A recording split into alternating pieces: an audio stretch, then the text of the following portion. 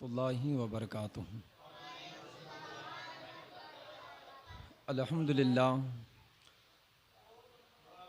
الحمدللہ رب العالمین والصلاة والسلام علی سید الانبیاء والمرسلین وعلی آلہ طیبین الطاہرین، اما بعد فاعوذ باللہ من الشیطان الرجیم، بسم اللہ الرحمن الرحیم۔ قل لا اسألکم علیہ اجرا الا المودۃ فی القربى، آمنت باللہ صدق اللہ العظیم وصدق رسولہ النبی الامین المتین الکریم، نحن علی ذلک لمن الشاہدین والشاکرین والحمد للہ رب العالمین۔ یا خدا بہر جناب مصطفیٰ امداد کن، یا رسول اللہ از بہر خدا امداد کن، یا شہید کربلا یا دافع کرب و بلا، گل رخا شہزاد ای گل کو قبا امداد کن۔ آئیے ہمارا آپ مل کر سب سے پہلے نائب دست قدرت صاحب شمس و شق القمر، خواجہ بدر ہندین چار ساز دردمندہ، انیس بے کسا روح فدا، مصطفیٰ جان رحمت شب اسرا کے دلہا، صاحب کشور رسالت بائی سے جال عالم، فخر آدم بنی آدم، امام الانبیاء حبیب کبریا، احمد مجتبی محمد مصطفیٰ صلی اللہ تبارک و تعالی علیہ وسلم کے دربار گوہر بار میں جھوم جھوم کے جوش و عقیدت کے ساتھ درود و سلام کا نذرانہ پیش کریے۔ پڑھیے بآواز بلند، اللہ رب محمد صلی اللہ علیہ وسلم، نحن عباد محمد صلی اللہ علیہ وسلم، صلاۃ و سلام علیک یا رسول اللہ صلی اللہ تعالی علیہ وسلم۔ اصول برکت اور مغفرت کے لیے ایک مرتبہ پھر سے پڑھ لیجئے، اللہم صلی علی سیدنا محمد وعلی آل سیدنا محمد صلاۃ تنجینا بہا من جمیع الاحوال والآفات وتقضی لنا بہا جمیع الحاجات وتطہرنا بہا من جمیع السیئات وترفعنا بها عندك اعلى درجات وتبلغنا بها اقصى الغایات من جميع الخيرات في الحیات وبعد الممات انك على كل شيء قدیر۔ ہم اور آپ جس محفل میں بیٹھے ہیں یہ ذکر شہدائے کربلا کی محفل ہے۔ حضرت کا نام لے لینا، ان کے زندگی کے ایک آدھ گوشے کو سن لینا، سمجھ لینا، ہماری پروگرام کامیاب ہے۔ ہمارا مقصد یہ نہیں ہے کہ ہم اپنی تقریر سے پبلک کو جمع کریں یا اپنا کچھ کرنا ہے، شورش دکھانا ہے، یہ چرچا شہرت تو ہے نہیں۔ مقصد یہ ہے کہ امام پاک کے چاہنے ماننے والے حضرت کا ذکر ہو جائے۔ اور سب سے پہلے تو مبارکباد میں جماعت رضائے مصطفیٰ کے کارکنان نوجوانوں کو دوں گا کہ آپ کا اللہ جذبے میں خوب برکت عطا فرمائے، اللہ آپ کے حوصلوں کو سلامت رکھے اور جذبات کو اور بلند فرمائے۔ ماشاء اللہ کہ جن کالونی کے اندر جو انہوں نے سنیت کے کام کرنے کا بیڑا اٹھایا ہے، اللہ تعالیٰ جماعت رضائے مصطفیٰ کے نوجوانوں کے حوصلوں میں خوب بلندی عطا فرمائے، دین و سنیت کی خدمت کی توفیق عطا فرمائے اور امام حسین کے خصوصی فیضان سے مالا مال فرمائے۔ میں نے قرآن مقدس کی ایک آیت پڑھی ہے، قل لا اسألکم علیہ اجرا الا المودۃ فی القربى۔ اللہ ارشاد فرماتا ہے کہ ہم تم سے کچھ اجرت طلب نہیں کرتے، جو کچھ بھی ہم نے دیا ہے، اللہ نے جو کچھ بھی ہم کو عطا کیا ہے اس پہ کوئی اجرت نہیں ہے، صرف اللہ فرماتا ہے الا مودۃ فی القربى، صرف میں اپنے محبوب صلی اللہ تعالی علیہ وسلم کے اہل بیت سے محبت چاہتا ہوں، آپ لوگ جو ہے ان سے محبت کریں اور اللہ اس پر ہم سے کوئی اجرت طلب نہیں کرتا۔ لیکن ایک چیز یہ ہے کہ اللہ ہم سے اہل بیت سے محبت کرنے کا حکم دیتا ہے۔ اب کل یوسف رضا قادری کا بیان تھا، انہوں نے فضائل اہل بیت پر خوب گفتگو انہوں نے کی ہوں گی، اس لیے میں فضائل اہل بیت تو نہیں، جو موضوع مجھ کو دیا گیا ہے وہ موضوع یہ ہے کہ سیدہ کا لال مدینے سے کربلا تک۔ اب یہ تاریخی ایک ایسا حصہ ہے تاریخ کا کہ جس پہ کم سے کم تمام خطبہ 2 سے 3 4 دن تک کے اسی پر بولتے ہیں۔ اب اس کو میں چند لمحوں کے اندر بولنے کی کوشش کروں گا، اللہ میری زبان میں قوت عطا فرمائے۔ امام حسین رضی اللہ تبارک و تعالیٰ عنہ نے جو قربانی دی ہے اور اہل بیت اطہار سے جو محبت کا اللہ نے فرمایا ہے، اہل بیت اطہار اللہ کے رسول فرماتے کہ 2 چیزوں کو ہمیشہ پکڑ کے رکھنا، تھامے رہنا، ایک میری اہل بیت کو اور دوسرا قرآن مقدس کو۔ جو یہ 2 چیزوں کو پکڑ کے چلیں گا کبھی اس کی کشتی جو ہے ڈوب نہیں سکتی، کبھی وہ غوطہ زن نہیں ہوں گی، وہ ہمیشہ تیرتی ہوئی نظر آئیں گی، اور جو یہ دونوں کو پکڑ کے رہیں گا وہ دنیا میں کبھی گمراہ نہیں ہوں گا۔ یعنی یہ دونوں سے ہی تمہاری ایمان کی حفاظت بھی ہوں گی، یہ دونوں سے ہی تمہاری زندگی کے اندر رہنمائی ہوتی رہیں گی۔ قرآن ہماری رہنمائی رہبری کے لیے ہے، اور اس کے بعد اگر بھٹک رہے ہو تو اس کے بعد فرماتے ہیں اللہ کے رسول کے میری اہل بیت کے دامن کو تھامے رہنا۔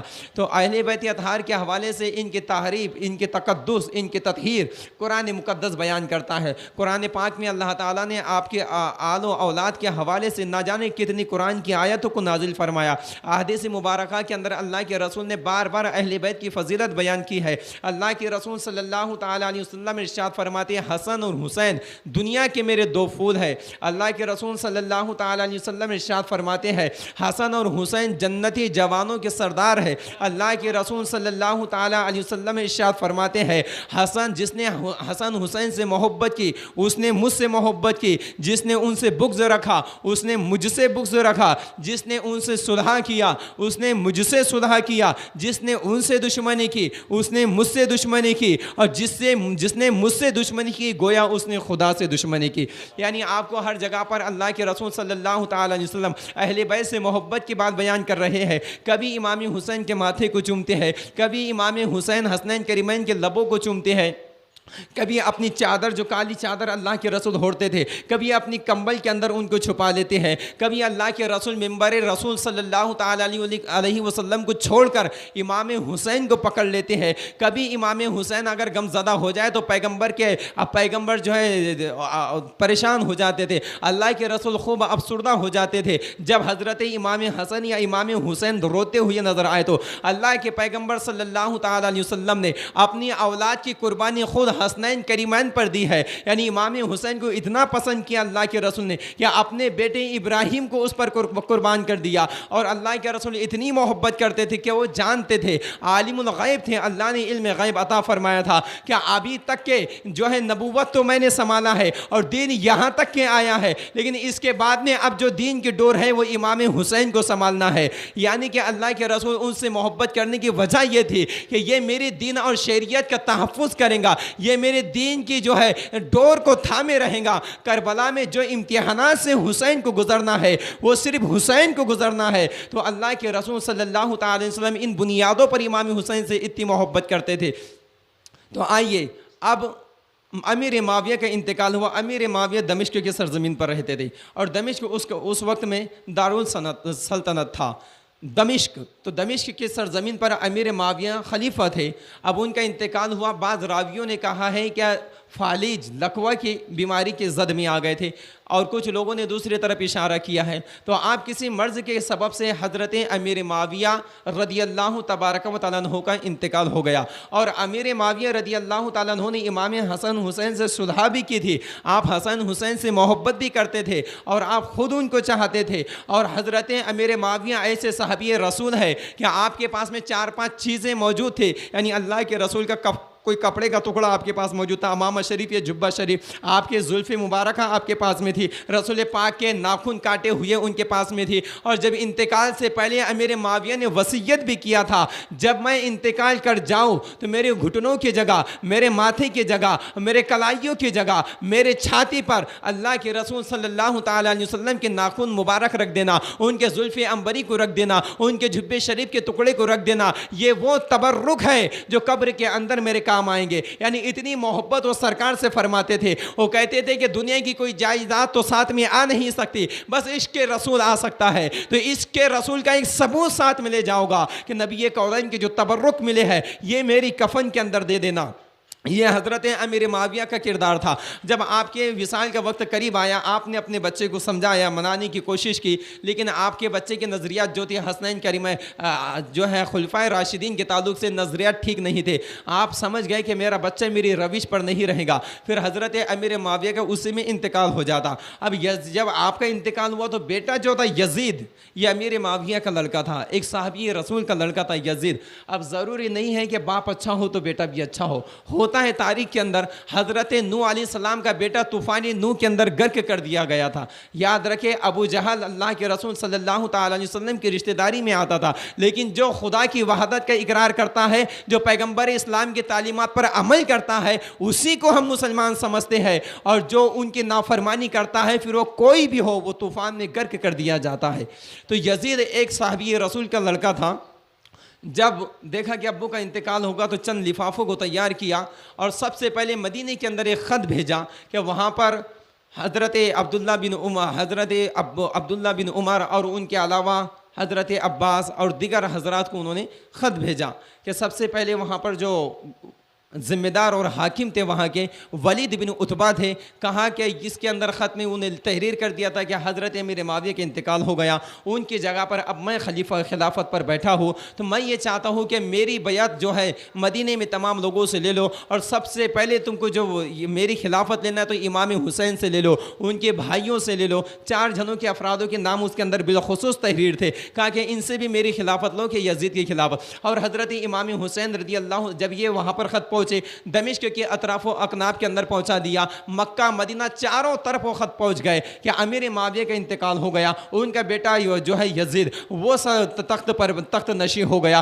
ان کی خلافت سب کو لینا ہے۔ چاروں طرف چٹھیوں کو پہنچا دیا گیا، چاروں طرف خطوں کو پہنچا دیا گیا، لیکن یزید کا جو زور تھا تو وہ مدینے کی آبادی پر تھا، اور مدینے کی آبادی میں بھی ان پر جو اہل بیت اطہار تھے وہ جانتا تھا امام حسین ایک ایسی ذات ہے جس کے قدموں میں کبھی لغزش نہیں آ سکتی۔ آل رسول کے چند افراد ایسے ہیں جو سر کٹا تو سکتے ہیں لیکن باطل کے ہاتھ میں ہاتھ دے نہیں سکتے، وہ سر جھکا نہیں سکتے، یہ وہ جانتا تھا۔ تو اس نے کہا کہ سب سے پہلے امام حسین کے لیا جائے، اور ان کے جو 3 بھائی ہیں ساتھ میں ان کا بھی لیا جائے۔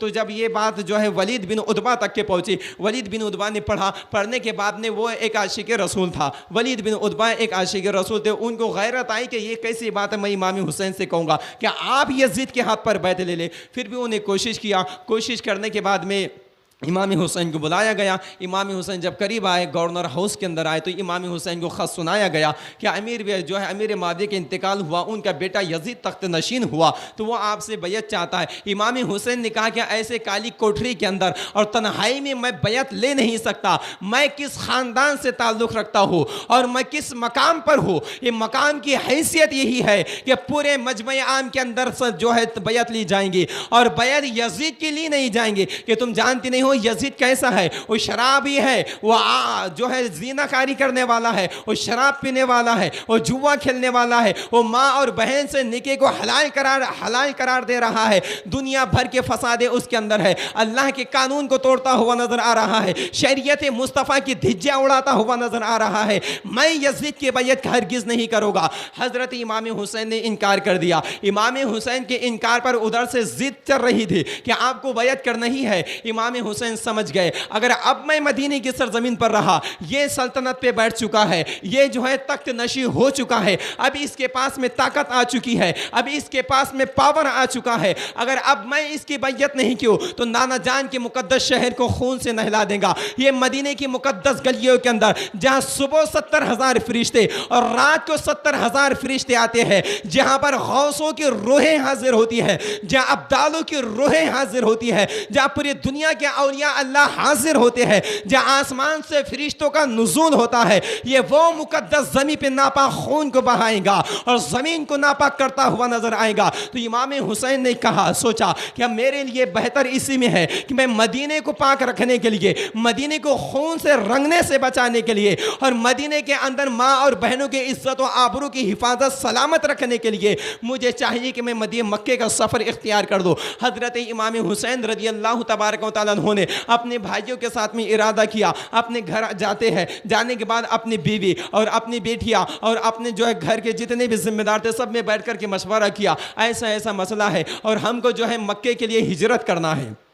اب گھر میں آپ نے مشورہ کر لیا، مشورہ کرنے کے بعد میں اب آپ ہجرت کرنے کے لیے جا رہے ہیں۔ اب سوچیں مدینے کی مقدس زمین، لوگوں نے مکہ چھوڑ کر مدینہ آئے، مدینہ وہ مقدس زمین ہے کہ لوگ مکہ چھوڑ کر کے مدینہ آ گئے رسول کی محبت نے۔ ابو بکر صدیق نے رسول کی محبت نے مکہ چھوڑ دیا، مدینہ آ گئے۔ حضرت عمر نے مکہ چھوڑ دیا، مدینہ آ گئے۔ عثمان نے مکہ چھوڑ دیا، مدینہ آ گئے۔ عمر نے مکے کو چھوڑ دیا، مدینہ آئے۔ تمام کئی صحابہ نے مکے کو چھوڑا، تب کہ زمزم تھا وہ بھی چھوڑ دیا رسول کی محبت نے، وہاں پہ حجر اسود تھا اسے بھی چھوڑ دیا رسول اللہ کی محبت نے، مکے کے اندر کعبے کی دیواروں کو چھوڑا رسول اللہ کی محبت نے، مکے کے اندر مقام ابراہیم کو چھوڑ دیا رسول اللہ کی محبت نے، مکے کی اس سرزمین کو چھوڑ دیا جہاں پر اتنے تبرکات موجود ہیں، پوری دنیا کے لوگ مکے کے اندر آتے ہیں، انہوں نے مکے کو چھوڑا رسول اللہ کے لیے۔ لیکن آج رسول اللہ کا نواسا مدینے کو چھوڑ رہا ہے دین اسلام کے لیے، مدینے کو چھوڑ رہا ہے شہر کی حرمت کے لیے مدینے کو چھوڑ رہا ہے دین کی بقا کے لیے. اب حضرت امام حسین رضی اللہ تبارک و تعالیٰ نے ارادہ کیا کہ اب مدینے کو چھوڑا جائے اور مکے کی طرف سفر باندھا جائے. آپ اپنے گھر جاتے ہیں اور جانے کے بعد میں ارادہ کر لیا کہ ہمیں صبح فجر سے پہلے تہجد اور فجر کی نماز ادا کرنا ہے اور فوراً مکے کا سفر باندھنا ہے. اس سے پہلے میں نانا جان کے جو ہے تربت اقدس سے آ جاتا ہوں حاضری دے کر, اماں جان کی بارگاہ میں حاضری دے کر کے آتا ہوں, صلاۃ و سلام کے نذرانے پیش کر کے آتا ہوں, نانا جان اور امی جان سے اجازت لے کر آتا ہوں. حضرت امام حسین رضی اللہ تبارک و تعالیٰ عنہ چند افرادوں کے ساتھ مکہ مدینہ المنورہ یہ سرکار دو عالم صلی اللہ تعالی علیہ وسلم کے مزار اقدس پر حاضر ہوئے. اب حاضر ہونے کے بعد میں یہ حال تھا, حضرت امام حسین کی آنکھوں میں اشک جاری ہے اور آپ کے وجود پہ ایک ایسی کیفیت طاری ہے گویا کہ آپ پر کوہ علم ٹوٹ گیا ہو, یعنی غم کا ایک ماتم برپا ہو گیا ہو. آپ رسول اللہ کی تربت اقدس کو پکڑ لیا اور پکڑ کے کہہ رہے ہیں یا رسول اللہ علیہ الصلوۃ والتسلیم, تمہارا نواسہ مدینے کو چھوڑ کر جا رہا ہے. وہ مدینے میں جب حسین چلتا تھا تو آپ کی انگلی پکڑ کے چلا ہے. وہ مسجد نبوی کو چھوڑ کر جا رہا ہے جس میں تمہاری اقتداء میں حسین نماز پڑھا کرتا تھا. اس علاقے کو چھوڑ کر جا رہا ہے تمہاری گود میں جہاں بیٹھا کرتا تھا. یا رسول اللہ میں مدینے کی گلیوں کو چھوڑ کے جا رہا ہوں, نانا جان میں مکہ مدینے کی جو ہے ہوا اور فضا کو چھوڑ کر جا رہا ہوں, میں مدینہ شریف کی مقدس مسجد کو چھوڑ کر جا رہا ہوں. اب سوچے جب وہ جا رہے ہوں گے تو کیا عالم ہوگا. جس وقت میں امام حسین کی جائیں پیدائش وہ تھی, ہم ایک مہینے کے لیے اگر دور ہو جائے صرف کمانے اور ڈیوٹی کے لیے چلے جائے تو وہ آدمی جو بیوی بچوں سے دور ہے وہ سمجھتا ہے کہ میں کتنے دور ہوں. جو غم اس کے چھاتی پہ جاتا ہے وہ خود جانتا ہے کہ کتنی تکلیفیں ہوتی ہے. امام حسین 1 اور 2 مہینے کے لیے نہیں جا رہے ہیں بلکہ امام حسین کو کربلا کا میدان کھینچ رہا ہے کہ تیری آخری زیارت ہے رسول اللہ کی. اب امام حسین دوبارہ کبھی نہیں آئیں گے. امام حسین نے زارو قطار رویا, نانا جان دعا فرمائیے گا کہ میں وہاں پر اپنے امتحان میں کامیاب ہو جاؤں. ایک وجدانی کیفیت طاری ہو گئی اور ایک غنودگی کا عالم طاری ہوا. آپ محوی خواب ہو گئے. رسول اللہ نے بشارہ, رسول اللہ حاضر ہوئے اور جو بات رسول اللہ میں اور امام حسین میں ہے یہ امام حسین جانتے جو کسی کو بیان نہیں کیا. صرف آپ نے اتنا بیان کیا کہ رسول اللہ نے وہاں پر حاضر ہوئے اور رسول اللہ نے خواب میں آ کے مجھے ایسا ایسا کہا ہے, لیکن کیا کہا ہے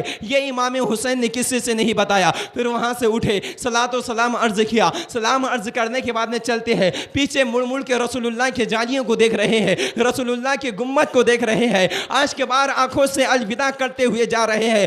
رسول اللہ دوبارہ کبھی حسین اس مرکز تک کی حاضری نہیں دے گا. یہ آخری زیارت کر رہا ہوں. آقا میں کربلا کی طرف جا رہا ہوں. امام حسین نے کہا اور اپنے امی جان جنت البقیع کے اندر تشریف لے جاتے ہیں. سیدہ فاطمہ الزہرا رضی اللہ تبارک و تعالی عنہا کی مزار پر حاضر ہوئے. حاضر ہونے کے بعد نے صلاۃ و سلام عرض کیا, فاتحہ ہوئی, دعائیں خیر ہوئی. اس کے بعد میں امام حسین نے امی جان سے کہا کہ امی جان تیرا بیٹا کربلا کی دامن میں جا رہا ہے, بس تمہارے امی جان میں اس لیے نہیں رو, آنکھوں سے اشک جاری تھے, امی جان اس لیے نہیں رو رہا ہوں کہ میں آپ کو چھوڑ کے جا رہا ہوں بلکہ اس لیے رو رہا ہوں کہ امی جان آپ میرے حق میں دعا کرے کہیں میں اسلام کی ڈور میرے ہاتھ میں ہو اور میرے ہاتھ میں کمزوری نہ آ جائے, میرے ہاتھ کانپنے نہ لگے. امی جان میرے آنسوؤں کی طرف دیکھو اور میرے لیے دعائیں کرنا کہ جس وقت عباس کے کٹے ہوئے بازو اور عباس کا لاشا میں ہاتھ میں لے کر آؤ تو میرے قدموں کے اندر لغزش نہ آئے, میرے سینے کے اندر محبت نہ جاگ جائے. امی جان میرے حق میں دعا کرنا کیونکہ ماں کی دعا باب اجابت سے ٹکرایا کرتی ہے اور ماں اولاد کے حق میں جو دعا کرتی ہے رب اس دعا کو قبول کیا کرتا ہے. ماں کی زبان میں وہ طاقت ہوتی ہے جو عرش کی زنجیر کو ہلا دیا کرتی ہے. امی جان تم نبی یہ کونین کی بہت جو ہے محبوب بیٹی رہی ہو, تم جنتی جوانوں کی سردار, جنتی عورتوں کی سردار رہی ہو. سیدہ فاطمہ الزہرا رضی اللہ تبارک و تعالی عنہا کے یہاں پر دعائیں کر رہے. امی جان جب قاسم کا لاشا میں اٹھاؤ, جب قاسم کی جوانی لوٹی جا رہی ہو, جب قاسم کا گلا کٹ رہا ہو تو میرے سینے کے اندر گھبراہٹ نہ آ جائے, میرے وجود کے اندر کمزوری نہ آ جائے, شفقت اور محبت نہ جاگ جائے, میں استقامت کی چٹان بنی رہوں, میں اس کام کی ڈور تھامے رہو، میرے ہاتھوں میں لغزش نہ آ جائے، نگاہوں میں محبت کی تصویر نہ آ جائے۔ امی جان میرے لیے دعائیں کرتے رہنا۔ یہ تمام باتوں کو وہاں پر رکھا، اور رکھنے کے بعد میں آخری سلام عرض کرتے ہیں، امی جان مجھے دعاؤں میں یاد رکھنا، مجھے استقامت کے لیے دعا کرنا، مجھے حق پر جمے رہنے کے لیے دعا کرنا۔ یہ تمام جملے حضرت امام حسین نے وہاں پر ادا کیے۔ اس کے بعد میں امام حسین آگے چلتے ہیں، اپنے گھر آئے، گھر آنے کے بعد میں سب کو ساتھ میں لیا۔ آپ کی بیٹی حضرت سغرا رضی اللہ تبارک و تعالیٰ عنہا، آپ اٹھنے لگے تو بچی کے سر پر ہاتھ رکھا۔ حضرت سغرا رضی اللہ تعالیٰ عنہا ایسی بخار کی عالم میں تھی، آپ نے ہاتھ لگائے تو ایسے لگ رہا تھا کہ انگار کے شعلوں پہ ہاتھ رکھ دیا گیا ہو۔ کتنا غم ہوگا سر پہ کہ ایک بچی اتنی خطرناک کیفیت میں ہو کہ جس کے وجود پہ ہاتھ رکھے تو ایسے لگ رہا ہے جیسے آگ لگ رہی ہو۔ ایسی حالت میں باپ بچی کو چھوڑ کے جا رہا ہو۔ امام حسین نے وہ کیفیت دیکھا کہ بچی رہ رہ کر کے بے ہوش ہو رہی ہے، اتنی کمزوری کی عالم ہے اور اتنی علت کی کیفیت حضرت سغرا رضی اللہ تعالیٰ عنہا کی ہے۔ آپ کی بیٹی بار بار آپ کو دیکھتی ہے، امام حسین ان کو دیکھتے ہیں، دونوں اشک بار آنکھوں سے ایک دوسرے کو دیکھتے ہیں۔ امام حسین اپنی چادر کے اندر آنسوؤں کو جذب کرتے ہیں اور چلتے چلتے کہہ رہے ہیں، بیٹی تمہاری آنکھوں کے اندر جو تصویریں ہیں میں اس میں دیکھ رہا ہوں، آپ کے منہ میں اتنی طاقت نہیں کہ تم ابو سے بات کرو، آپ علالت کی وجہ سے، بیماری کی وجہ سے بولنے کی سکت نہیں رہی، لیکن تمہارا باپ تمہارے چہرے پہ پڑ رہا ہے، تم یہ کہنا چاہتی ہو کہ ابو جان تم ہمیں چھوڑ کر جا رہے ہو، ابو جان تمہیں ہمیں تنہا چھوڑ دے رہے ہو، ابو جان ہماری کون دیکھ بھال کرے گا، ابو جان ہمیں کس کے بھروسے چھوڑ کر جا رہے ہو، ابو جان جب ہمیں تکلیف ہوں گی تو کون سہارا دے گا، ابو جان جب عاشق بہیں گے تو کون پہنچے گا، ابو جان جب بیمار ہوں گے تو کون سنبھالے گا، ابو جان جب قدم لڑکھڑائیں گے تو کون سہارا دے گا۔ آپ یہی سب کہہ رہی ہو بیٹے، میں تمہیں جو ہے حضرت ام سلمہ یا سلیم کے حوالے چھوڑ کر آپ جاتے ہیں اور کہتے ہیں کہ میری بیٹی سغرا کا خیال رکھنا۔ آپ نے جو ہے ان کے حوالے بچی کو چھوڑا اور اپنے چند جو ہے لوگوں کو لیا اور آپ وہاں سے مکے کی طرف روانہ ہو گئے۔ پھر آپ مکے کے اندر پہنچتے ہیں، مکے والوں کو پتہ چلا کہ امام حسین رضی اللہ تبارک و تعالی عنہ رہائش پذیر مکے کے اندر ہو چکے ہیں۔ جوک در جوک تمام لوگ آپ سے ملنے کے لیے آنا شروع ہوئے، کیونکہ امام حسین کا کردار بہت نمایاں تھا کہ رسول کائنات صلی اللہ تعالی علیہ وسلم کا سب سے چہیتا شہزادہ آیا ہے، شہزادہ گل کو کعبہ آیا ہے، اور جو ہے امام حسین آئے، تمام لوگ ملنے کے لیے آئے، کوئی ہاتھ چوم رہا ہے، کوئی پیر چوم رہا ہے، کوئی ماتھا چوم رہا ہے، تمام برکتیں مکے والے حاصل کر رہے ہیں۔ وہاں پر جو گورنر تھا، وہاں کا جو ذمہ دار تھا، وہاں کا جو حاکم تھا، حضرت سعد بن عاص رضی اللہ، جو سعد بن عاص تھے، جو بھلے سے امیہ کی جانب سے تھے، یزید نے آپ کو مقرر کیا تھا، لیکن آپ اہل بیت سے محبت کرنے والے تھے، سیدوں کی تعظیم کرنے والے تھے، سیدوں کا ادب کرنے والے تھے، اس نے بھی امام حسین کو مبارکباد دی اور وہ بھی امام حسین سے محبت کرنے والے تھے۔ پھر جب یہ بات چاروں طرف پھیل گئی کہ امام حسین یہاں رہنے کے لیے آئے ہیں، تو دھیرے دھیرے یہ بات وہاں سے کوفہ بھی پہنچ گئی۔ کوفہ والوں کو پتہ چلا کہ امام حسین نے مدینے کو چھوڑا، مدینے سے ہجرت کر کے مکہ آئے ہیں، تو کوفہ کے لوگوں کو جب اس بات کا پتہ چلا تو کوفہ والوں نے وہاں سے خط لکھا اور خط لکھ کر کے امام حسین رضی اللہ تعالیٰ عنہ کو بھیجا کہ اے علی امام علی مقام رضی اللہ تبارک و تعالیٰ عنہ، ہم آپ کے ہاتھ پر بیعت کرنا چاہتے ہیں، آپ مکے کے اندر ہجرت کر آ گئے ہیں، آپ مکے میں ہمیشہ رہنا چاہتے ہیں، اب ہماری خواہش ہے کہ آپ جو ہے کوفہ کے اندر آ جائیے، اس لیے کہ کوفہ کے اندر یزید ذمہ دار ہے اور ہم اس کے حاکم کے اندر محکوم نہیں رہ سکتے، اس لیے کہ وہ رسول کائنات کے تمام احکام کو توڑتا ہوا نظر آتا ہے، وہ شریعت کی دھجیاں اڑاتا ہوا نظر آتا ہے، وہ ماں اور بہن کے ساتھ نکاح کو حلال قرار دے رہا ہے۔ یا رسول اللہ، جس شراب کو نبی نے اور قرآن نے حرام کہا ہے اسی شراب کو وہ جائز سمجھ کر کے پی رہا ہے۔ یا رسول اللہ، جس جوے کو آپ اور شریعت مصطفیٰ حرام جان رہی ہے اسی جوے کو وہ حلال جان رہا ہے، وہ کتے اور بندروں کو نچاتا ہوا نظر آتا ہے۔ یا رسول اللہ، دنیا کی کوئی بدترین شے نہیں بچی، اے امام علی مقام، دنیا کی ایسی کوئی بری قباحت نہیں بچی جو یزید نہ کرتا ہو، اتنے بدترین شخص کے ہاتھ پر ہم بیعت نہیں کر سکتے۔ ہمیں رسول اللہ کا عاشق چاہیے، ہمیں رسول اللہ کا دیوانہ چاہیے، ہمیں شریعت کے صحیح فرامین دینے والا چاہیے، ہمیں شریعت کے تمام قانونوں پہ عمل کرنے والا چاہیے، یزید جیسا ملعون ہمیں حاکم نہیں چاہیے۔ اے امام حسین، آپ یہاں پر آ جائیے، آپ ہماری رہنمائی کے لیے آ جائیے۔ یہ خط امام حسین تک پہنچا۔ اب امام حسین نے جب اس خط کو سنا، یعنی پڑھنے کے بعد نے آپ نے سوچا بات تو صحیح ہے کہ وہاں جانی بھی چاہیے، لیکن امام حسین نے جو ہے اس پر خاموشی اختیار کی۔ آپ خاموش ہوئے، پھر खत पर खत, खत पे खत, तकरीबन तारीख के अंदर आता है कि 200 के करीब खत वहाँ पर पहुँच चुके थे और सबका एक ही मुतालबा था कि आप वहाँ से जो है कूफा आ जाइए हमारी रहनुमाई और रहबरी के लिए। यजीद से हम बेजार हैं, यजीद ज़ानी है, यजीद शराबी है, यजीद अय्यार है, यजीद मक्कार है, यजीद अय्याश है। हम यजीद को अपना हाकिम तस्लीम नहीं करते, उसके हाकिम बनने से पहले ही हम तुम्हें अपना हाकिम तुम्हें मानते हैं। आप यहाँ पर आ जाइए। कमोपेश 200 ख़त इमाम हुसैन को भेजे। अब इमाम हुसैन ने यह सोचा कि जब 200 ख़त यहाँ पर आ गए और उनके रहनुमाई के लिए मैं नहीं पहुँचूँ, वो रहबरी के लिए बुला रहे हैं और रहनुमाई के लिए बुला रहे हैं और शरीयत की पासदारी और पाबंदी के लिए बुला रहे हैं, अगर मैं वहाँ नहीं पहुँचूँ तो क़यामत के दिन ये लोग पूछ सकते हैं, या रसूल अल्लाह जब शराबी हमारा महकुम था, जब शराबी हमारा हाकिम था, जब शराबी हमारा ज़िम्मेदार था, जब ज़ानी हमारा ज़िम्मेदार था, उस वक्त में हमने आपको बुलाया था, आप नहीं आए तो उसकी तालीमात पर हमने अमल कर लिया। यानी क़यामत के दिन इनको एक दाग में एक जो है सबूत मिल जाएगा। तो रसूलुल्लाह हज़रत इमाम हुसैन ने समझा कि अब मुझ पर जाना वाजिब हो गया, अब उनकी रहनुमाई और रहबरी करना मुझ पर लाजिम हो गया। तो इमाम हुसैन ने सोचा कि अब क्या किया जाए। तो फिर उन्होंने मशवरा किया कि अब तन्हा जाने से काम नहीं होगा, बल्कि हिकमत अमली को इख्तियार किया जाए। तो उन्होंने कुर्रा अंदाजी की, यानी कि चिट्ठियाँ पर नाम लिख कर के उसे फेंका गया। उसमें जिस चिट्ठी पर जिसका नाम आएगा वो जाकर वहाँ पर पहले वहाँ के हालात की खबर लेगा और ख़त देगा, हमको भेजेगा कि नहीं यहाँ के हालात साजगार हैं या नहीं है। फिर कुर्रा अंदाजी के अंदर हज़रत इमाम मुस्लिम का नाम आया। तो इमाम हुसैन ने कहा, ऐ मुस्लिम, यानी वो चचाजाद भाई थे, हज़रत अली रदी अल्लाह तआला अन्हु के एक भाई थे जिनका नाम अकील था, उनके बेटे थे जिनका नाम मुस्लिम था। इनकी शहादत कूफा के अंदर पहले होती है।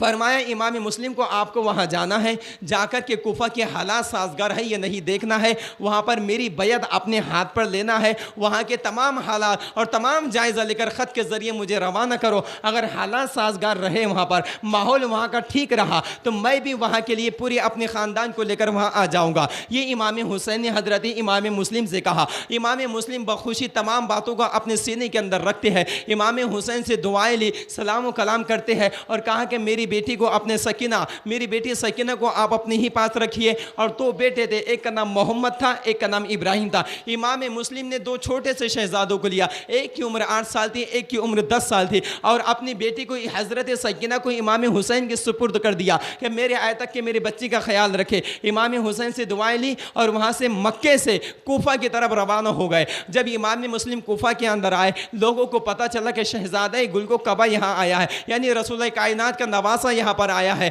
इमाम हुसैन का भाई यहाँ पर आया है, मौलाए कायनात के भाई का बेटा यहाँ पर आया है। तो तमाम लोग जौक दर जौक आपके पास आना शुरू हुए। तमाम लोग आपसे जो है मरहबा कहने लगे और अहलन व सहलन मरहमा के तराने गुनगुनाने लगे, खुशियाँ की और मसरतों की सौगातें तकसीम करने लगे। जब आपके करीब आते हैं, दस्तबोसी करते हैं, तो हज़रत इमाम मुस्लिम ने उनसे कहा कि मुझे इमाम हुसैन ने कहा है कि मेरे हाथ पर जो इमाम हुसैन की बैत लेना चाहता है मेरे हाथ पर ले ले।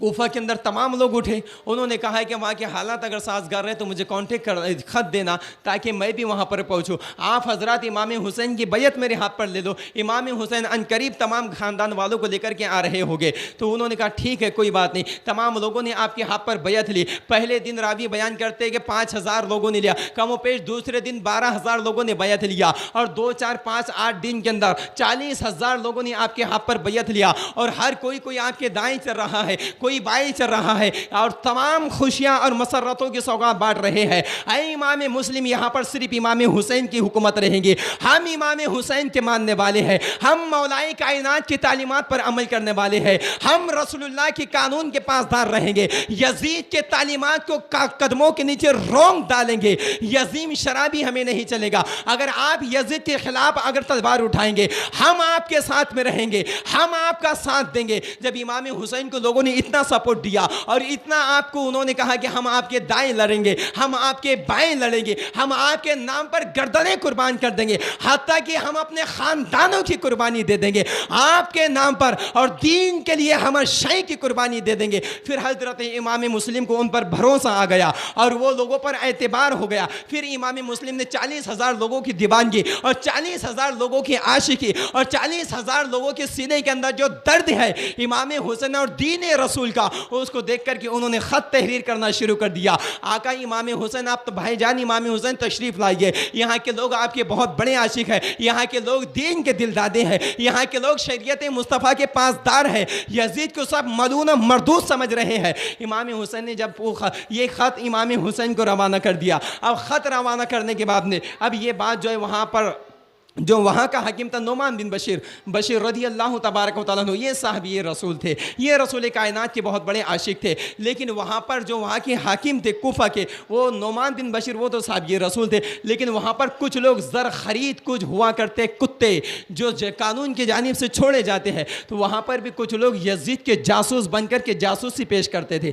چند یزیدی جاسوس وہاں تھے، وہ پوری خبر یہاں سے بیان کر رہے تھے۔ جب ان لوگوں کو پتہ چلا کہ امام مسلم کے ہاتھ پر خط تو امام حسین کو بھیج دیا، اب پتہ چلا وہاں کے لوگوں نے حضرت نعمان بن بشیر کے پاس میں گئے اور جا کر کے کہا کہ آپ دیکھ نہیں رہے ہو تمام لوگ جو ہے حضرت امام مسلم کے ہاتھ پر جو ہے بیعت لے رہے ہیں، یزید اس سے ناراض ہوں گا، یہ یزید کا علاقہ ہے اور یزید چاہتا ہے کہ ہماری بیعت لی جائے، اور یہاں پر حاکم جو ہے یزید کا ہے، آپ کو یزید نے یہاں کا حاکم بنایا ہے، تو آپ کی بیعت چھوڑ کر کے یہ حسین کے امام حسین کی بیعت لے رہے ہیں۔ یزید کو اس بات کا پتہ چلے گا کہ نعمان بن بشیر کی بیعت یعنی یزید کی بیعت کو چھوڑ کے امام مسلم کے ہاتھ پر حسین کی بیعت لے رہے ہیں، تو یزید آگ بگولا ہو جائے گا، یزید تمہیں یہاں سے جو ہے ذمہ داری سے ہٹا دے گا اور دوسرے آدمی کو بھیج دے گا۔ اب تو پھر حضرت نعمان بن بشیر نے چاہا تو پھر میں کیا کروں؟ تو وہ ظالموں نے کہا کہ تم جو ہے امام مسلم کے ہاتھ پر بیعت کرنے سے لوگوں کو روکو اور لوگوں پر جو ہے سختی کرو۔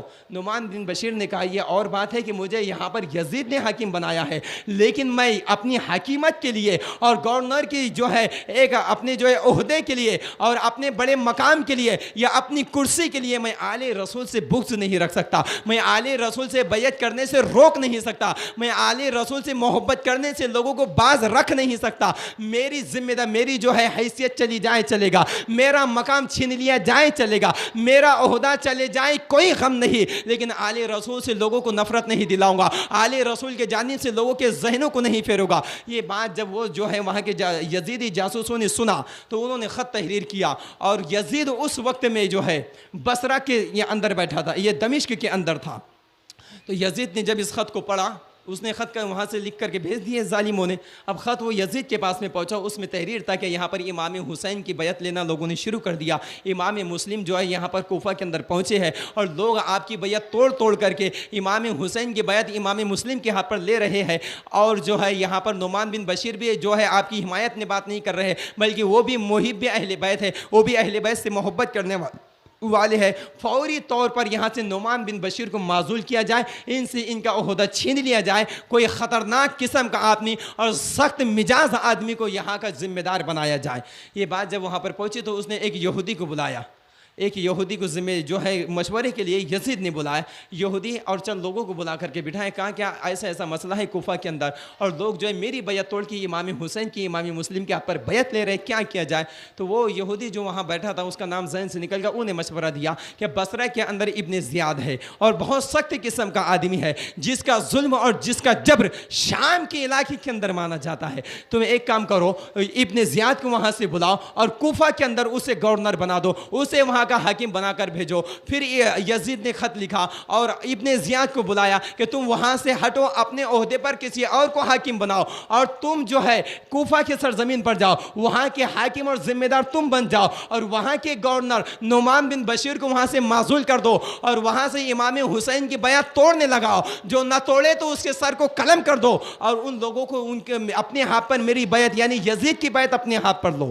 پھر یہ سنا اس نے ظالم نے ابن زیاد نے، اس نے بصرہ کے اندر کسی اور کو مقرر کیا، گورنر بنایا اور وہ وہاں سے نکلا اور نکل کے ایک حجازی لبادہ اوڑھنے کے بعد نے وہ جو ہے کوفہ کے لیے روانہ ہو گیا اور کوفہ پہ اس راستے سے گیا جس راستے سے امام حسین آنے والے تھے، اور لوگ جو تھے امام حسین کی بیعت لے لیے تھے اور وہ امام حسین کے انتظار میں لوگ ہمیشہ اسی راستے پر تکے بیٹھے رہتے تھے کہ امام حسین اب آئیں گے، امام حسین تب آئیں گے۔ وہ امام حسین کی محبت میں بیٹھے تھے کہ امام حسین یہاں پر پہنچے تو ہزاروں اور لاکھوں کی تعداد میں اہلاً و سہلاً مرحبا کے ترانے گنگنائے اور زور سے استقبال اور مرحبا کے صدائے گونجتے ہوئے انہیں دارالامارت تک کے لے جائیں جائیں گے، یعنی جو ہے ہاؤس تک کے لے کر جائیں گے۔ یہ ان لوگوں کے ارادے تھے۔ انہوں نے دیکھا کہ کوئی آ رہا ہے حجازی لباس اوڑھ کر کے، وہ سمجھے کہ شاید امام حسین آ رہے ہوں گے، لیکن وہ امام حسین نہیں، وہ ابن زیاد مردود تھا، چہرہ چھپا کر کے وہ آ گیا۔ آنے کے بعد میں وہ رکا نہیں، یہ تمام لوگوں نے اہلا و سہلا مرحبا اور جو ہے یہ تمام ترانے اور اس کا سواگتم خیر مقدم کیا،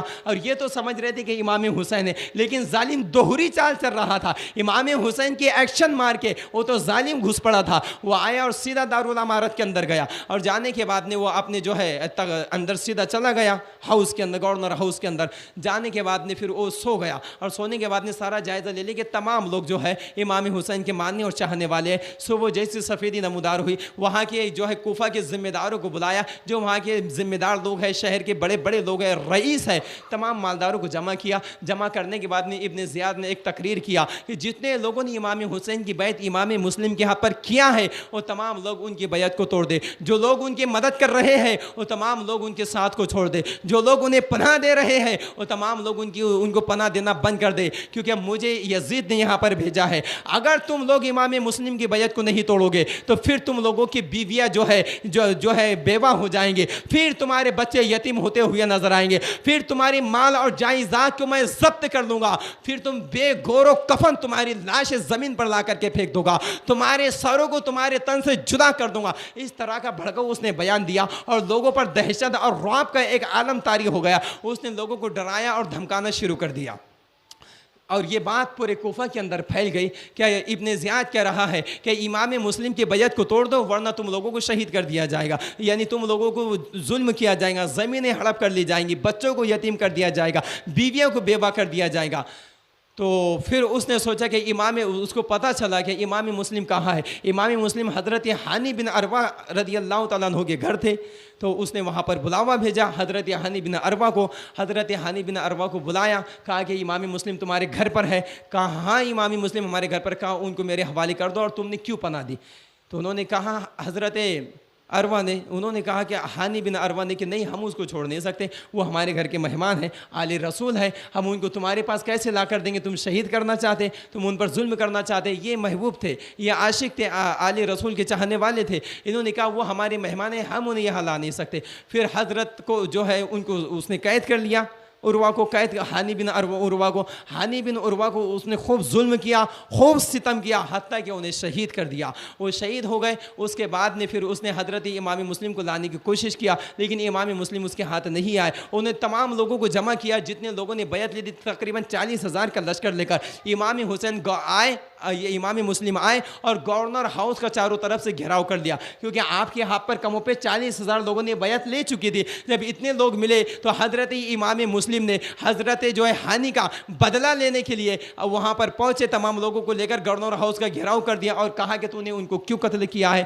اور کچھ شہر کے جو ہے ذمہ دار لوگوں کو، مالدار لوگوں نے قید کیا تھا، کہا انہیں چھوڑ دو، وہ چھوڑنے کے لیے تیار نہیں۔ اور حضرت امام مسلم صلح کی کوئی تدبیر چاہ رہے تھے کہ تھوڑی دیر کے بعد جواب آئے گا، صلح کی کوئی صورت نکلیں گی، لیکن اس نے اس وقت کا فائدہ اٹھایا جو بیچ میں گیپ تھا، اس موقع کا فائدہ اٹھا کے انہیں وہاں کے کچھ اچھے لوگوں کو، رئیس لوگوں کو، بڑے بڑے لوگوں کو جمع کر لیا اور لے جا کر کے کہنے لگا، انہیں پکڑ لیا اور کہا کہ تم اب عمارت کے اوپر سے کھڑے ہو کر کے یہ اعلان کرو کہ تم امام مسلم کی بیعت کو توڑ دو ورنہ یہ ہمارے سروں کو قلم کر دیں گے، یہ ہمارے جائیداد کو لوٹ لے گا، یہ ہمارے بچوں کو یتیم کر دے گا، یہ ہماری بیویوں کو بیوہ کر دے گا۔ یعنی ان کو موت کا ڈر سنایا اور بچوں کو یتیم کرنے کا ڈر سنایا۔ یہ تمام چیزوں سے وہ لوگ دہشت میں آ گئے۔ دہشت میں آنے کے بعد میں وہ اپنے احباب اور رشتہ داروں کو کہنے لگے کہ تم امام مسلم کی بیعت کو توڑ دو اور یزید کی بیعت کو قبول کر لو۔ اب یہ لوگوں کا حق تو یہ بنتا تھا، یہ اتنی تعداد میں تھے، اگر یہ ٹوٹ پڑتے تھے اس وقت میں تو اسی وقت اس کو جو ہے قتل کر سکتے تھے، اسی وقت وہاں پہ پرچم اسلام گاڑ سکتے تھے، کیونکہ 40,000 کے فوج ایک ساتھ تھے۔ لیکن چند لوگوں کی جان کو دیکھ کر کے، چند لوگوں کی بزدل باتیں سن کر کے یہ لوگ جو ہے اپنے خاندان والوں پر چلے گئے اور یہ لوگوں نے امام مسلم کی بیعت کو توڑنا شروع کر دیا۔ سب نے امام مسلم کو چھوڑ دیا۔ اب انہوں نے دیکھا کہ امام مسلم جو کچھ چھوڑ کر سب جا رہے ہیں، تو پھر انہیں کچھ لوگوں کا قتل بھی کیا اور ان کی لاشوں کو لا کر کے کوفہ کی گلیوں میں پھینک دیا تاکہ یہ لوگوں کے اندر ایک دہشت کا ماحول چھا جائے، ایک ڈر ان کے چھاتی کے اندر سما جائے۔ تو وہ لوگ ڈرنے لگے اور ڈرنے کے بعد میں دھیرے دھیرے سب نے امام مسلم کی جو ہے بیعت کو توڑ دیا۔ امام مسلم کے پیچھے جب آپ نماز پڑھاتے کم و بیش 12,000 لوگ آپ کے پیچھے نماز پڑھتے تھے، اور جس دن یہ معاملہ ہوا، یعنی لوگوں نے بیعت توڑنے کا کہا تھا اور جس دن بیعت توڑی گئی. اس دن امام مسلم نے جب مغرب کی نماز پڑھائی تو آپ نے سلام پھیرا تو 2 شہزادوں کے علاوہ کوئی آپ کے پیچھے نہیں تھا. حضرت امام مسلم نے سوچا کہ یہاں کے کتنے ظالم لوگ ہیں, کتنے دوگلے لوگ ہیں. یہ تو مجھے کہتے تھے کہ ہم تمہاری آئیں لڑیں گے, ہم تمہارے بائیں لڑیں گے, اور چند لوگوں کو دیکھ کر کے تھوڑی سی دہشت میں آگے ڈر کر کے انہوں نے پھر میری بیعت کو توڑ دیا. اور اب کیا کریں گے؟ اب امام مسلم کی چھاتی پر جو غم تھا, ایک غم یہ تھا کہ یہ ظالم نے حضرت ہانی کو قتل کر دیا, یہ ظالم نے یہاں کئی لوگوں کو 12-15 لوگوں کو قتل کر دیا. دوسرا یہ کہ اس کا تسلط جم گیا. تیسرا یہ کہ اب مجھ کو یہاں سے جانا ہے. چوتھا یہ ان کو اپنی زندگی کی فکر نہیں تھی میں رہوں یا شہید ہو جاؤں, فکر اس بات کی تھی کہ میں نے امام حسین کو خط بھیج دیا, امام حسین اب میری تحریر دیکھ کر آ جائیں گے. اب ان کے دل کے اندر یہ غم بہت ستانے لگا کہ اب امام حسین بھی آئیں گے, امام حسین کے شہزادے اور شہزادیاں بھی آئیں گے, اور وہ چھوٹا سا ننھا سے قافلہ آئے گا. یہ ظالم نہ جانے کتنے ظلم کے پہاڑ ان پر توڑے گا. یہ غم انہیں الگ ستا رہا تھا. اب انہوں نے دیکھا کہ وہ امام مسلم جن کے باپ داداؤں کی جاگیر پوری دنیا ہے, یہ سلطنت زمین و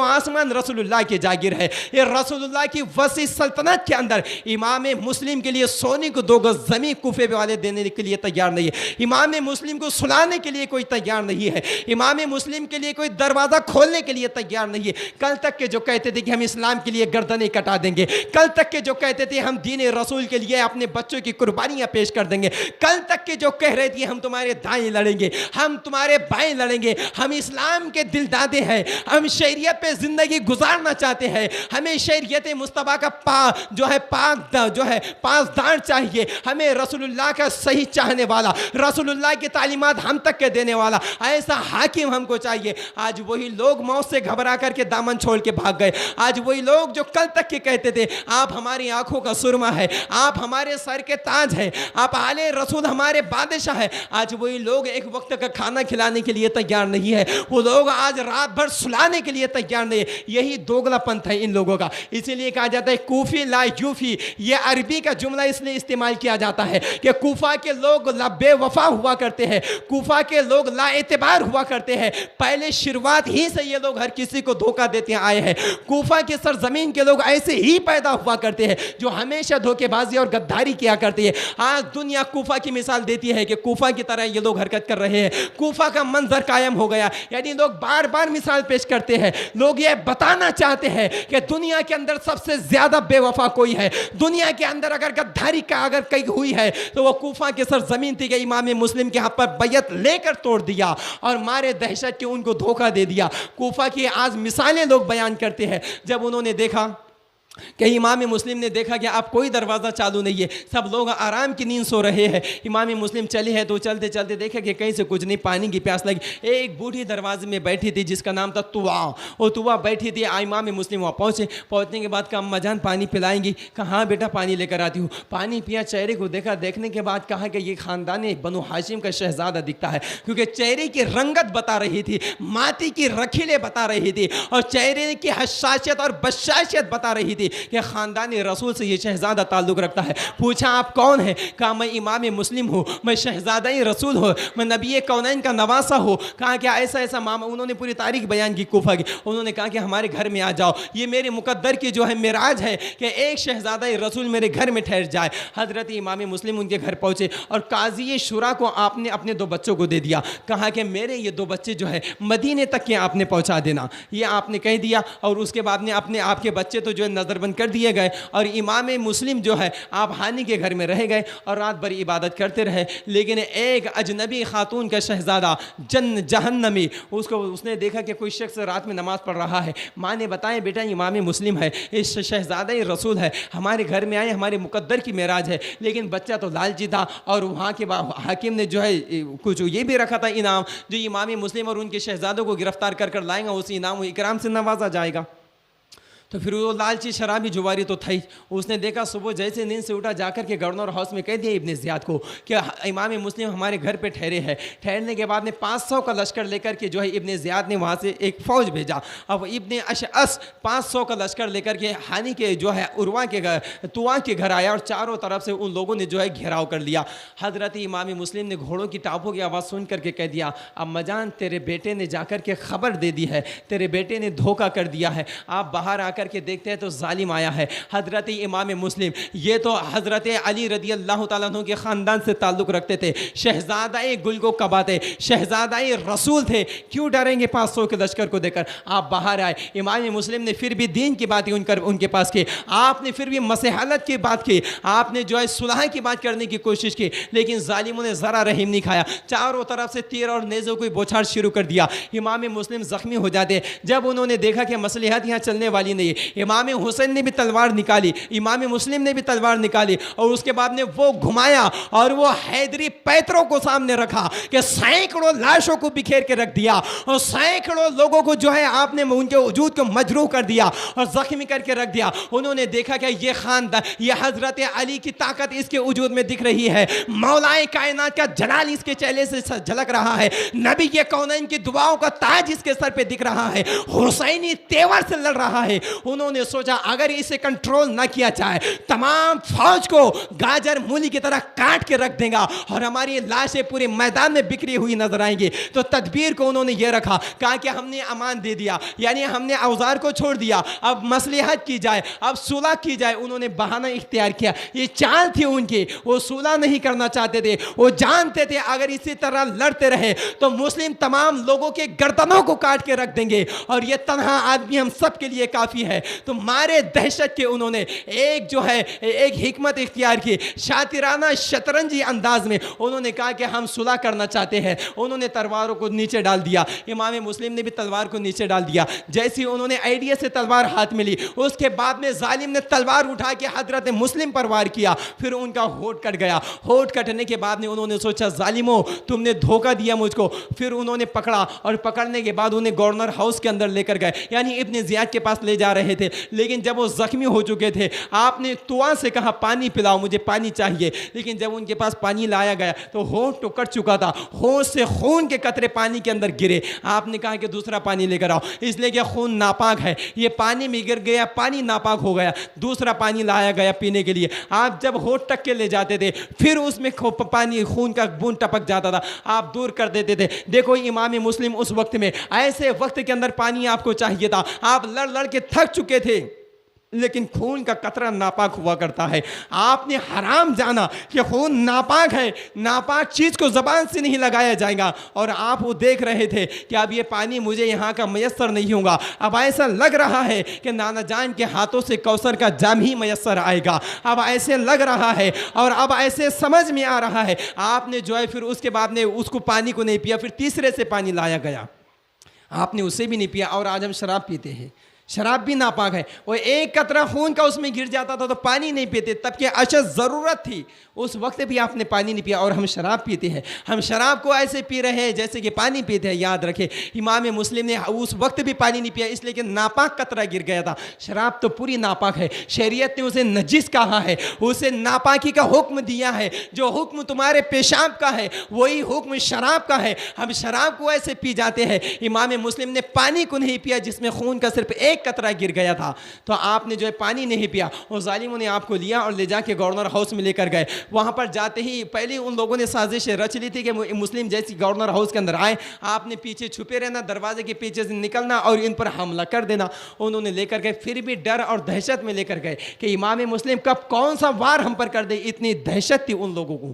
امام مسلم کو لے جاتے ہیں, لے جانے کے بعد گورنر ہاؤس کے اندر لے کر گئے, لے کے گئے. اب امام مسلم تو آگے دیکھ رہے تھے, ان سے بے نیاز تھے, یہ لوگ پیچھے چھپے تھے دروازے کے پیچھے. امام مسلم پر بے تحاشا ٹوٹ پڑے اور آپ پر نیزے اور تلواروں کا وار کیا. امام مسلم وہاں پر زخمی ہو گئے. پھر امام مسلم کو انہوں نے جو ہے کہا کہ بیعت کر دو یزید کی. امام مسلم نے کہا نہیں, بیعت تو نہیں کی جائیں گی, ہم لوگ ظالم کے ہاتھ پہ بیعت نہیں کر سکتے. ہمارے رگوں میں حسینی خون ہے, ہمارے رگوں میں جو خون گردش کر رہا ہے یہ رسول اللہ کا ہے. شریعت کے تحفظ کے لیے ہماری زندگی ہے, ہم سر کٹا دیں گے لیکن ہم یزید کے ہاتھ میں ہاتھ نہیں دیں گے. اسی وقت کے لیے اہل دل نے کہا تھا, مرد حق باطل کے آگے مات کھا سکتے نہیں, سر کٹا سکتے ہیں لیکن سر جھکا سکتے نہیں. آئین جبا مردہ گوئی و بے بولے باقی اللہ کے شیروں کو آتی نہیں روبائی.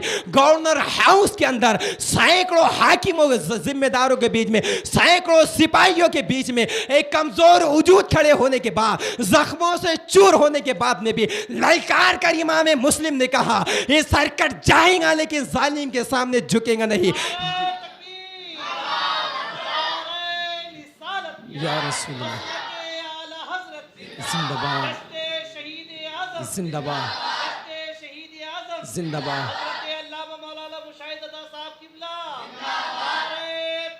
امام مسلم نے کہا یہ سر تمہارے سامنے جھکنے والا نہیں. ہم ہاتھ اپنا یزید پلید کے ہاتھ میں دے نہیں سکتے. وہ شراب کا عادی ہے, وہ جواری ہے, وہ زانی ہے, وہ ماں اور بیٹی اور بہنوں کے ساتھ جو شادی کو حرام قرار دے رہا ہے, ہم اس کے ہاتھ میں اپنا ہاتھ دے نہیں سکتے. تو اس نے کہا ظالم نے, حضرت امام مسلم کو چھت پر لے جاؤ, گورنر ہاؤس کے چھت پر لے جاؤ, اور لے جانے کے بعد میں ان کے سر کو قلم کرو اور ان کے وجود کو اوپر سے نیچے پھینک دیا جائے.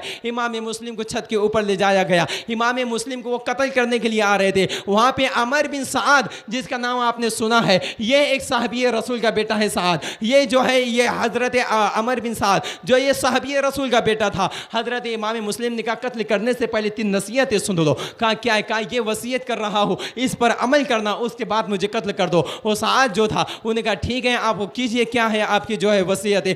آپ نے کہا ایک یہ ہے کہ میرے بچے جو ہے وہ فلاں فلاں کے یہاں پر ہے, میرے بچوں کو مدینے تک کے پہنچا دینا, ان کے ماں تک کے اور امام حسین تک کے ان کو پہنچا دینا.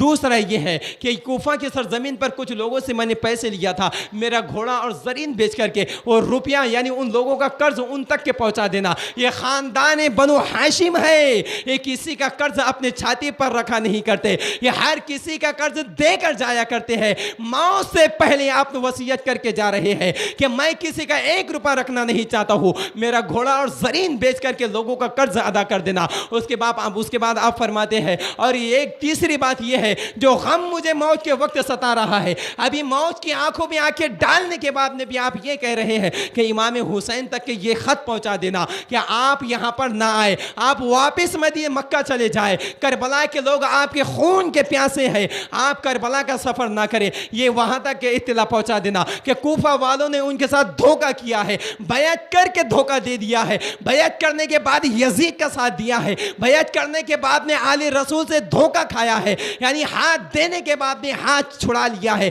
پھر یزید کے ہاتھ پر بیعت کر لی ہے. یہ باتیں امام حسین تک کے پہنچا دینا اور انہیں روک دینا کہ وہ کوفہ نہ آئے, وہ بیچ میں سے واپس چلے جائے. 3 باتیں آپ نے کی, لیکن وہ مردود کہاں جواب دے گا. اس کے بعد میں حضرت امام مسلم کو قتل کیا گیا اور آپ کے لاش کو باہر پھینک دیا گیا, یعنی اس کے نیچے گرا دیا. اس کے بعد میں امام مسلم کی لاش کو اٹھائے اور پورے چوک کے بیچ میں, جس کو چوک کہا جاتا ہے, پورے شہر کے بیچوں بیچ لے جایا گیا. آپ کی لاش کو وہاں پہ ٹنگایا گیا اور لوگوں کو بتایا گیا جو بھی امام حسین کا محب ہوگا, اہل بیت سے محبت کرنے والا ہوگا, امام حسین کے ہاتھ پر بیعت کرنے والا ہوگا, اس کا یہی حال ہوگا جو امام مسلم کا ہوا. ان للہ و انا الیہ راجعون. حضرت جو ہے ہانی کا بھی انتقال ہوا, ہانی کے بعد میں حضرت امام مسلم کا انتقال ہوا. اس کے بعد میں اس ظالم نے وہیں پر اعلان کر دیا کہ حضرت امام مسلم کے 2 شہزادے جو بھی ان کو لے کر آئے گا اسے انعام و اکرام سے نوازا جائے گا. وہ حضرت قاضی شرح کے پاس میں تھے. جب یہ بات قاضی شرح تک کے پہنچی کہ بچوں کے والد کا انتقال ہو چکا ہے اور انہوں نے بچوں کو زندہ پکڑنے کے لیے کچھ انعام و اکرام رکھا ہے, اب اس کے دل میں دل نہیں رہا. قاضی شوری نے کہا کہ اب یہ بچوں کو کیسے مدینہ پہنچایا جائے. پھر انہوں نے کہا کہ پیچھے کے راستے سے ایک قافلہ مدینہ جا رہا ہے, رات کی تاریکی میں بچوں کو ان کے ساتھ چھوڑ دیا جائے گا. رات کا وقت آیا, اپنے بیٹے اسد سے کہا کہ بیٹے ان بچوں کو جو ہے آج رات میں فلاں قافلہ جو ہے پیچھے کے راستے سے مدینہ جا رہا ہے, چوری سے بچوں کو پہنچا دو. ظالم یزید کے آدمی نے اگر دیکھ لیا تو بچوں کو قتل کر دیا جائے گا, انہیں لے کر چلے جانا. اس کے بعد میں پھر وہ اسد کو یہ بات کہہ دیا. اسد اور قاضی شوری پاس میں آتے ہیں, بچوں کے چہروں کو دیکھ رہے ہیں اور رو رہے ہیں, بچوں کے چہروں کو دیکھتے ہیں اور آنسو پوچھتے جاتے ہیں, اور بچوں کے کبھی سر سے ہاتھ پھیرتے ہیں, کبھی ماتھے پہ ہاتھ پھیرتے ہیں. بچوں نے دیکھ کر کے کہا کیا بات ہے, ہماری ہماری طرف دیکھ دیکھ کر کے رو رہے ہو؟ کیا بات ہے ہمارے سر اور آنکھوں پہ ہاتھ پھیر رہے ہو؟ ہماری خاندان کے اندر اس طرح جب ہی دیکھا جاتا ہے اور اس طرح جب ہی ہاتھ پھیرا جاتا ہے جب بچے یتیم ہو جاتے ہیں، کہیں ہم یتیم تو نہیں ہو گئے؟ ایسا دل توڑ دینے والا جملہ بچوں کے منہ سے نکلا. حضرت قاضی شوری کے سینے سے ایسی آواز نکلی، دل توڑ دینے والی آواز آپ کے زبان سے باہر نکل دی. کہا بیٹے تم یتیم ہو چکے ہو، تمہارے والد کو ظالموں نے بے دردی کے ساتھ قتل کر دیا ہے. بچوں نے جب اس بات کو سنا وہ آسمان کی سگائیوں کی طرف چیخ چیخ کر کے رونے لگے ہیں کہ اب کون ہمیں مدینے تک کے پہنچائے گا؟ اب کون ہے جو ہماری آنسوؤں کو پہنچے گا؟ اب باپ کے سر سے، بچوں کے سر سے شفقت کا سایہ بھی اٹھ گیا ہے. آج تو ہم دوسرے ملک کے اندر ہے، ہم تو اپنے دیش میں بھی نہیں ہے، ہم تو دوسرے علاقوں میں گھوم رہے ہیں. نہ ماں ہماری یہاں ہے، نہ باپ ہمارا یہاں ہے.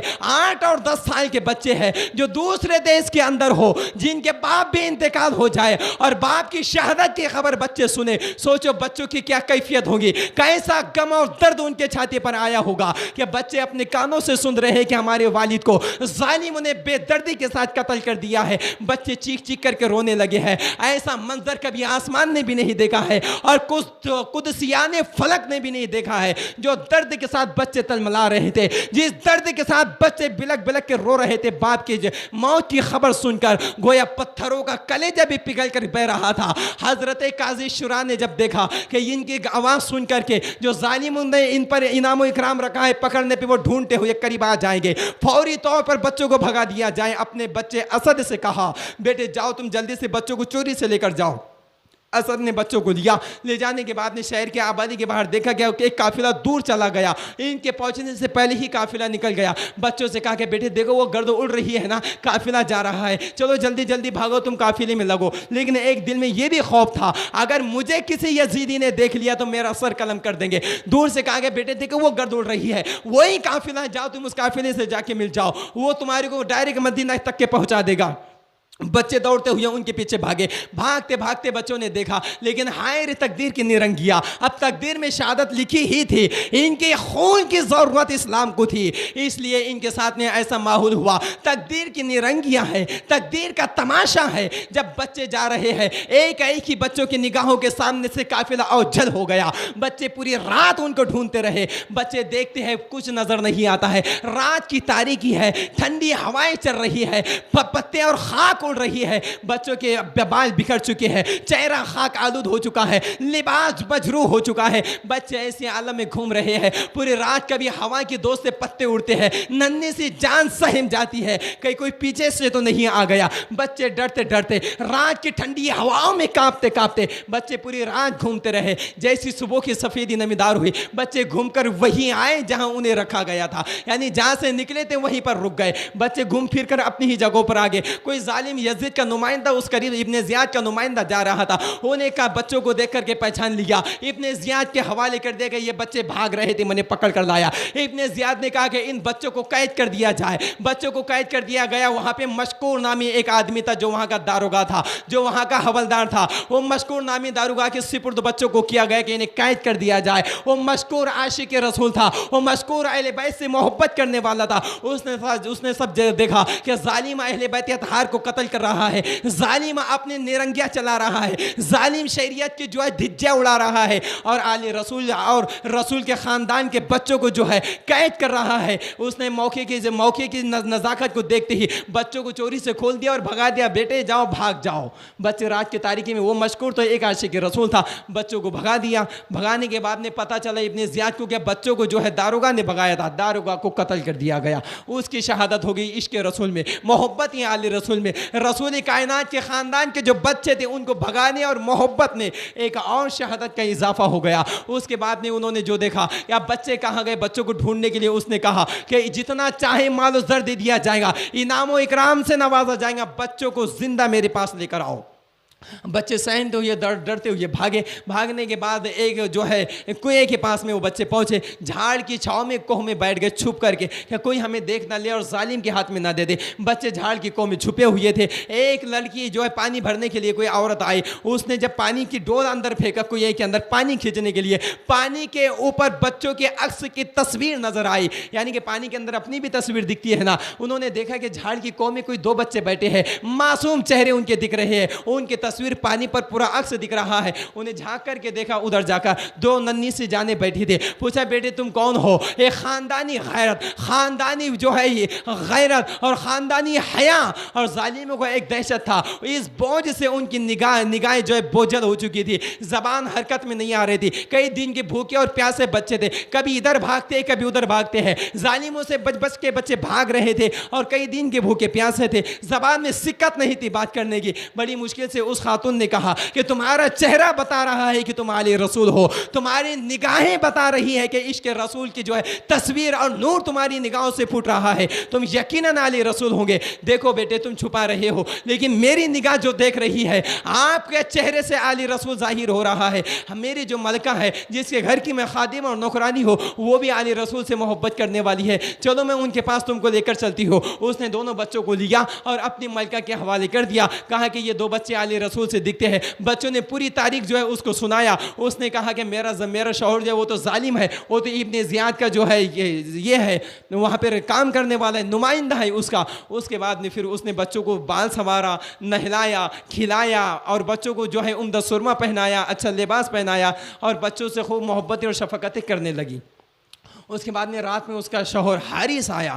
حارث آنے کے بعد میں اس نے پوچھا کہ اتنی رات تم گئے کہاں تھے, صبح سے آئے نہیں. اس نے کہا کہ میں صبح سے جو ہے امام مسلم کے بچوں کو ڈھونڈ رہا ہوں, کیونکہ آپ نے جو ہے حاکم نے ابن زیاد نے بہت بڑا انعام و اکرام رکھا ہے. جو ان کے بچوں کو پکڑ کر لائیں گا اسے بے نیاز مال دیا جائے گا, جو ہے بہت زیادہ مال دیا جائے گا, انعام و اکرام دیا جائے گا.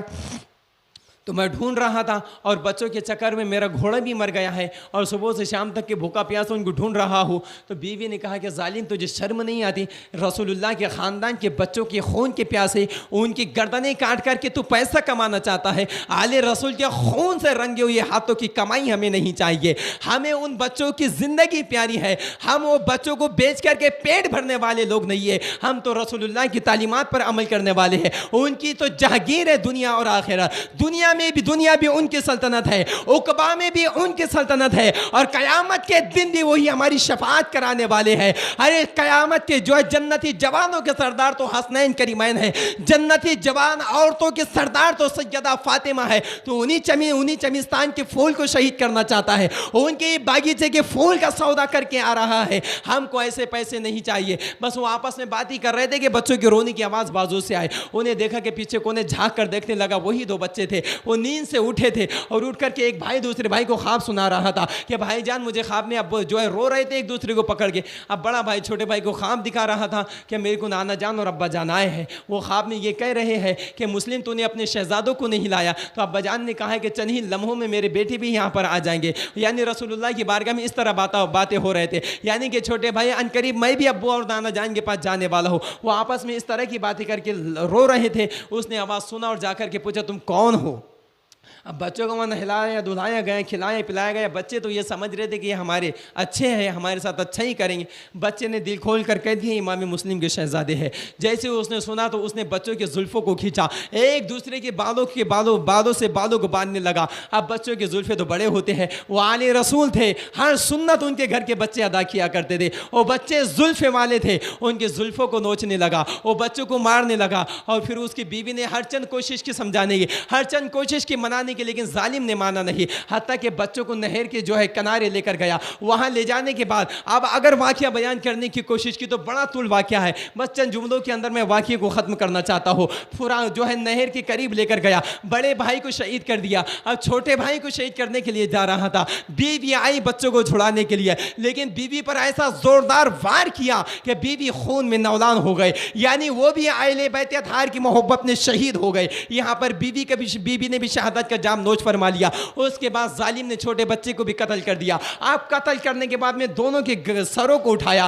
اور ایک ٹوکرے کے اندر رکھا اور ابن زیاد کے پاس جو ہے وہاں لے کر گئے گورنر ہاؤس کے اندر. لے جانے کے بعد نے کہا گیا اے ابن زیاد میں نے لے کر کے آیا ہوں 2 سر, آپ جو ہے مجھے انعام و اکرام سے نوازا جائے. تو ابن زیاد نے پوچھا کیا لائے ہو؟ کہا دونوں بچوں کے سر. کہا بچے کہاں ہیں؟ کہا انہیں قتل کر دیا. کہا میں نے قتل کرنے کے لیے نہیں کہا تھا, میں نے کہا تھا بچوں کو زندہ لاؤ. میں نے یزید کو خط میں تحریر کر کے بھیجا ہے کہ میں نے بچوں کو قید کرا ہے لیکن تو نے بچوں کو قتل کر دیا. اب اگر یزید مجھ سے بچے مانگے گا تو میں کیا دوں گا؟ یہ سر. اس نے کہا کہ سب سے پہلے اس مردود کو اس نہر کے پاس لے جاؤ اور جہاں اس نے بچوں کے سر کو قلم کیا اس مردود کے سر کو قلم کر دیا جائے. یعنی آل رسول کا خون بہانے والا بھی جو ہے سلامتی کی زندگی جی نہیں سکتا, اس کا بھی سر قلم کر دیا گیا. پھر وہ ظالم مر گیا. مرنے کے بعد نے حضرت امام حسین رضی اللہ تبارک و تعالیٰ عنہ, اب اسی دن جس دن امام مسلم کی شہادت ہوئی تھی, یعنی بچوں کی شہادت سے پہلے ہی امام مسلم کی شہادت کے دن حضرت امام حسین مکہ سے ہجرت کر کے کربلا کے لیے روانہ ہو گئے تھے. آپ بہت دور گزر چکے تھے اور جب آپ کربلا کے قریب آ رہے تھے تو کوفہ سے آنے والا کوئی آدمی ملا تھا. آپ نے اس سے پوچھا کہ کوفہ کے کیا حالات ہیں.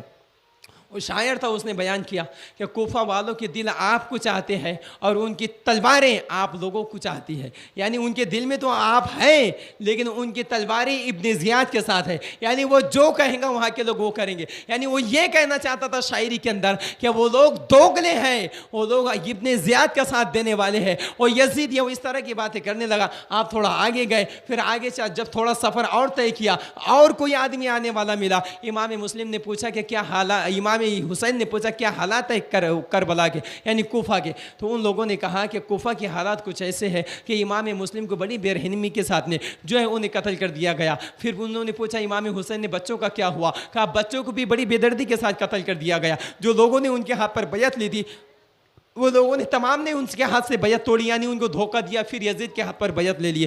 امام حسین نے ان باتوں کو سننے کے بعد امام حسین رضی اللہ تعالیٰ عنہ کی آنکھیں اشک بار ہو گئے کہ میرے بھائی کا بھی قتل ہو گیا. دو ننھی سی جانوں پر بھی ظالم نے جو ہے رحم نہیں کھایا, انہیں بھی قتل کر دیا. اور ایک پرچہ لے کر کے وہ آئے تھے جو خط امام حسین کو روکنے کے لیے بھیجا گیا تھا کہ تم بیچ میں سے واپس چلے جانا. امام حسین نے اس خط کو پڑھا, کہا کہ نہیں اب یہ خط نہیں چلے گا, اب ہم کوفہ کی سرزمین پر جائیں گے, اب ان ظالموں کو سمجھائیں گے اور رسول اللہ کی حق تعلیمات وہاں پر بیان کریں گے. یعنی امام حسین آ رہے تھے اور کہا تھا کہ ہم امام مسلم کے قاتل کا اس سے بدلہ لیں گے. آپ یہ سوچ کر کہ آگے چلتے ہیں, چلتے چلتے آپ ایک ایسے مقام پر پہنچے کہ آپ کے گھوڑے اس کے آگے چلنے کو تیاری نہیں ہے. آپ نے لوگوں سے پوچھا اس زمین کا نام کیا؟ کسی نے ماریا کر کے نام بتایا اس علاقے کا. پھر آپ نے کہا کہ کوئی دوسرا بھی اس کا نام ہے. وہاں سے گھوڑوں کو ہٹانے کے لیے کوشش کی لیکن گھوڑے آگے چلنے کے لیے تیار نہیں ہے. پھر آپ نے پوچھا کہ اس کے زمین کا کوئی دوسرا بھی نام ہے بتاؤ. تو ایک قافلہ آ رہا تھا, قافلے والوں نے بتایا ہاں اس زمین کا نام کرب و بلا ہے.